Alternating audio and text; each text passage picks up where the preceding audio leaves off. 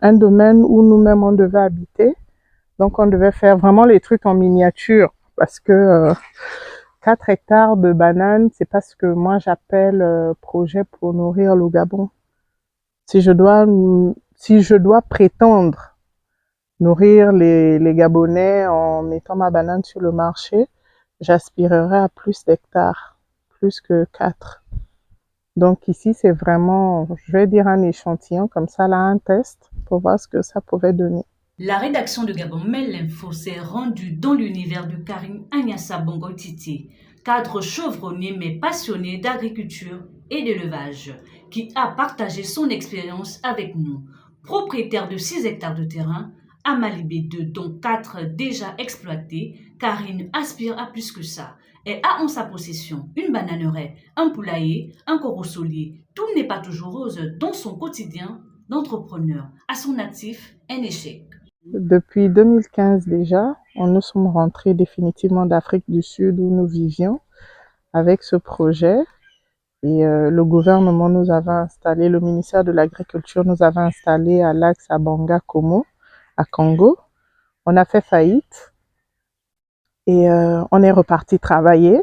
Et en 2019, on a acquis ces anciennes plantations où nous avons définitivement lancé le projet. On a commencé par cette bananeraie et ensuite on a fait du verger dans le site qu'on appelle la Rivière pour après, en 2020, lancer le poulailler. Ce que nous appelons le site 3. Maintenant, sur le site 3, ici, c'est la forêt. C'est une ancienne carrière abandonnée, des anciennes plantations abandonnées. Les lianes ont pris le dessus. Bref, la nature, en fait, repris sa domination sur la terre. Et il faut terrasser. Avec mon mari, on a injecté beaucoup de moyens. On a ouvert la route et on s'est dit qu'il fallait assainir. Donc, on a enterré les morceaux de bois sous le sable, hein, parce que c'est du sable, vous voyez. On a enterré des bois en dessous pour rendre ce sable fertile. Et là où il y avait de l'eau, des ruisseaux, des cours d'eau, on a planté de la canne à sucre pour vraiment assainir. Pour cette femme d'affaires, la réussite de l'agriculture passerait par des personnes expérimentées et non des bureaucrates. De l'agriculture, je reste persuadée, hein, ça c'est mon avis personnel, passerait par les passions d'abord, la passion. Il faut d'abord être passionné de l'agriculture. Parce que lorsque les plantes commencent à mourir, il faut être assez passionné pour venir bêcher avec ou sans moyens financiers. On accomplit déjà le nécessaire qui ne nécessite pas de l'argent. Et lorsque l'argent arrive, on fait ce qui nécessite de l'argent.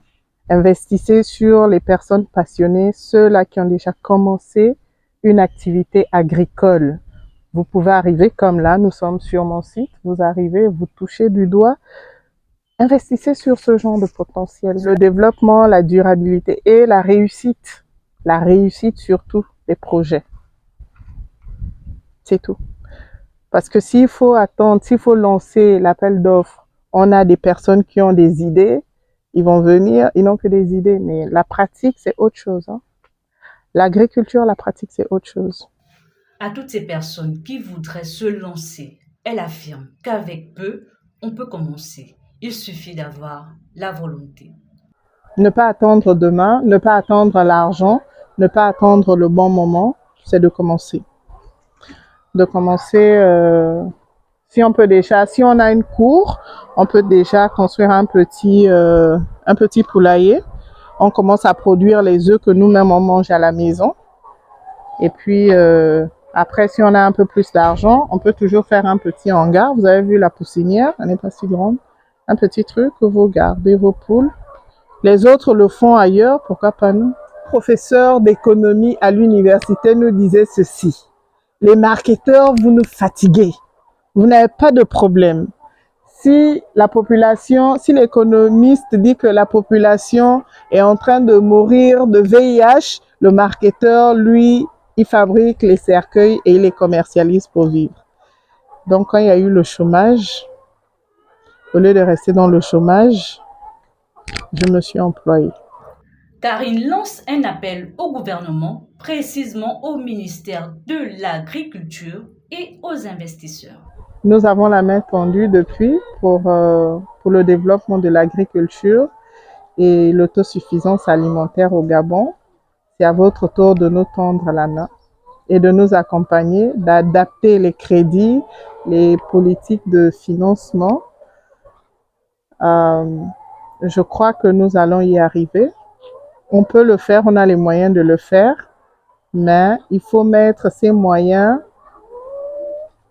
à la disposition des bonnes personnes, de ceux qui sont déjà dans la chose. Faites-nous confiance, on vous a déjà prouvé à suffisance que on peut le faire, donc venez nous accompagner. Observons-la dans son univers.